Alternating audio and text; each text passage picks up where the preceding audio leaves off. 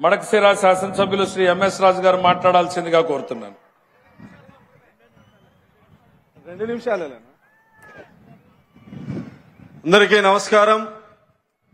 Telugu Desam, BJP, Janasena నాయకుల సంయుక్తంగా ఏర్పాటు చేసిన సూపర్ 6 సూపర్ హిట్ సభకు విచ్చేసి జయప్రదం చేసిన అనంతపురం ఉమ్మడి జిల్లా ప్రజానీకానికి, తెలుగుదేశం బీజేపీ కార్యకర్తలందరికీ నమస్కారాలు తెలియజేస్తూ, నిన్నటి వరకు ఎర్రటి ఎండలుండేటివి ఈ రోజు మన సభ జరుగుతుంటే ప్రకృతి కూడా గౌరవ ముఖ్యమంత్రి చంద్రబాబు నాయుడు గారికి సహకరిస్తూ చల్లని గాలులు వీస్తున్నటువంటి ఈ సందర్భంలో గత 5 సంవత్సరాల రాక్షస ప్రభుత్వాన్ని కూకటి వేలతో సహా పెకిలించి గౌరవ ముఖ్యమంత్రి నారా చంద్రబాబు నాయుడు గారి నాయకత్వంలో కూటమి ప్రభుత్వాన్ని ఏర్పాటు చేసి ఏవైతే హామీలు ఇచ్చారో ఆ హామీల్ని ఒక్కొక్కటిగా నెరవేరుస్తూ వచ్చినటువంటి తరుణంలో 1 ఇయర్ కాలంలో గౌరవ ముఖ్యమంత్రి ఏవైతే ప్రతిపక్ష నేతగా హామీలు ఇచ్చారో అవన్నీ ఒక్కొక్కటి నెరవేరుస్తూ ఈ రోజు అనంతపూర్ నడిబొడ్డున విజయ గర్వంతో ఏదైతే మాటిచ్చాడో అవన్నీ నెరవేర్చామని చెప్పి సందర్భంగా గౌరవ ముఖ్యమంత్రి సందేశం ఇవ్వబోతా ఉన్నారు. అదేవిధంగా ఉప ముఖ్యమంత్రి పవన్ కళ్యాణ్ గారు గత 5 సంవత్సరాల కాలంలో దళితులు, మైనార్టీలు, గిరిజనులు అన్ని రంగాలుగా అభివృద్ధి నోచుకోక వెనుకబడినటువంటి సందర్భాన్ని మనందరం చూశాం. భారతదేశంలోనే దళితుల మీద జరిగినటువంటి దాడులు, హత్యలు గత 5 సంవత్సరాల్లో దేశంలో నెంబర్ 1 స్థానంలో ఉంది. దాదాపు దళితులకు సంబంధించిన 27 పథకాల్ని రద్దు చేసి దళితులకు అన్యాయం చేసినటువంటి పరిస్థితి. ఈ రోజు గౌరవ ముఖ్యమంత్రిగా నారా చంద్రబాబు నాయుడు గారు బాధ్యత తీసుకున్న తర్వాత అన్ని సంక్షేమ పథకాల్ని పునర్నిర్మిస్తూ చెప్పినవే కాకుండా చెప్పనివి కూడా దళితులకు, గిరిజనులకు, మైనార్టీలకు చేస్తున్నటువంటి పరిస్థితిని మనందరం చూస్తా ఉన్నాం. సూపర్ 6 అందరినీ నేను వస్తాను, వెనకాల కేశవన్ నా కోసం వస్తున్నాడు. గౌరవ ముఖ్యమంత్రి చంద్రబాబు నాయుడు గారి నాయకత్వంలో రాబోయే రోజుల్లో భావితరాల భవిష్యత్తుకు పునాదులు వేస్తూ ఒకవైపు సంక్షేమాన్ని అందిస్తూ ముందు చూపుతో ముందుకెళ్లేటువంటి దార్శనికుడి నాయకత్వాన్ని మనందరం బలపరచాల్సినటువంటి అవసరం ఉందని తెలియజేస్తూ చంద్రబాబు నాయుడు గారి నాయకత్వం,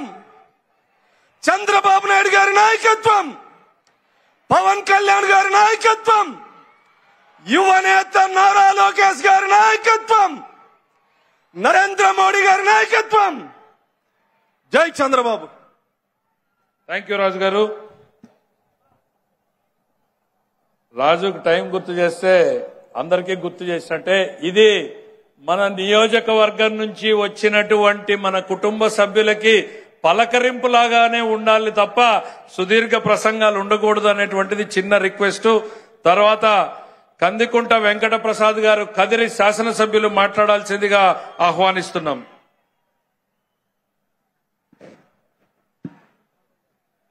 సూపర్ 8 సూపర్ 6 చారిత్రాత్మక సమావేశానికి హాజరైనటువంటి ప్రతి ఒక్కరికి నమస్కారాలు తెలుపుకుంటూ ఈ రోజున నాకు ఇచ్చినటువంటి అంశం యూనివర్సల్ హెల్త్ పాలసీ, ప్రజా ఆరోగ్య భద్రతకు భరోసా.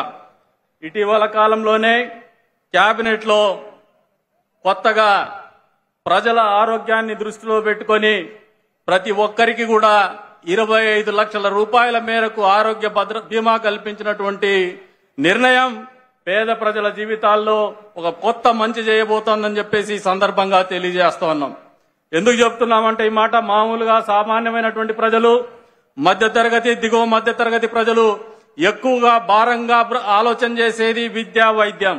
ఈ రెండు కూడా ఈ రాష్ట్రంలో పేదలకి, మధ్యతరగతికి, దిగువ మధ్యతరగతికి అందుబాటులో ఉండాలనే ఒక దృఢ సంకల్పంతోనే ముఖ్యమంత్రి గారు కావచ్చు, అధికారంలో ఉన్నటువంటి కూటమి పార్టీలు కావచ్చు ఆలోచన చేసే ఈ రోజున ఆరోగ్యాన్ని ఇబ్బంది కాకుండా, ఆర్థికంగా భారం కాకుండా ఆలోచన చేసినటువంటి ఈ కార్యక్రమం ద్వారా వచ్చే రోజుల్లో దాదాపు 3000 పైచిలకు చికిత్సలు అందజేయబోతున్నారు.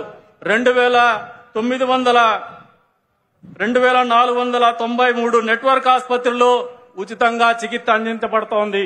అంతేకాకుండా ఎవరైనా తీవ్రంగా అనారోగ్యానికి గురయ్యేసి ఆసుపత్రిలో చేరితే కేవలం 6 గంటల లోపే వారికి మంజూరు వస్తుంది, చికిత్స కూడా అందించబడుతుంది అనేది వాస్తవం అని చెప్పి సందర్భంగా తెలియజేస్తున్నాం.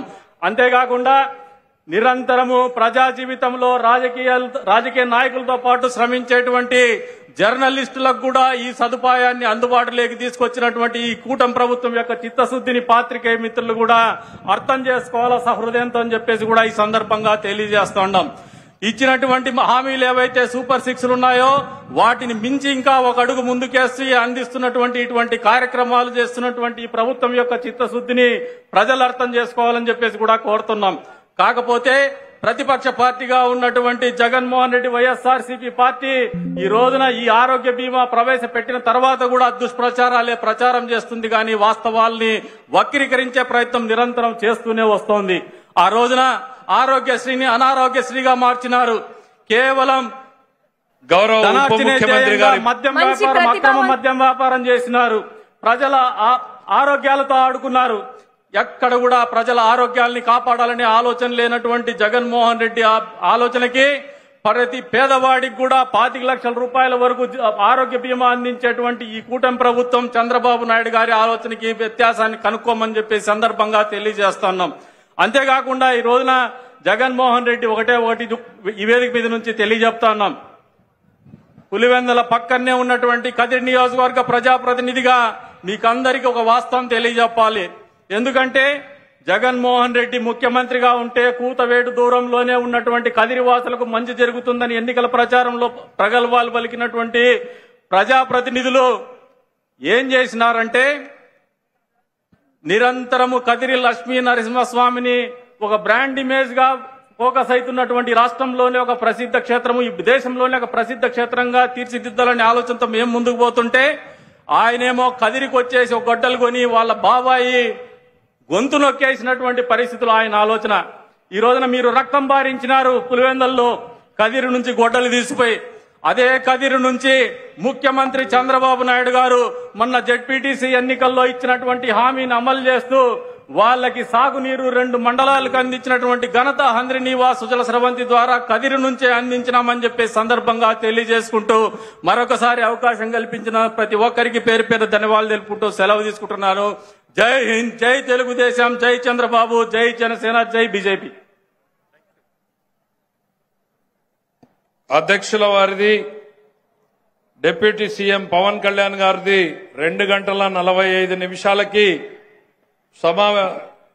ప్రసంగం ప్రారంభమవుతుంది. అంటే ఇంకొక 20 నిమిషాల లోపల మిగిలిన వక్తలందరూ కూడా ముగించాలి. ఆ సమయాభావాన్ని దృష్టిలో పెట్టుకుని సంక్షిప్తంగా మాట్లాడాల్సిందిగా కోరుతూ తర్వాత రాయదుర్గం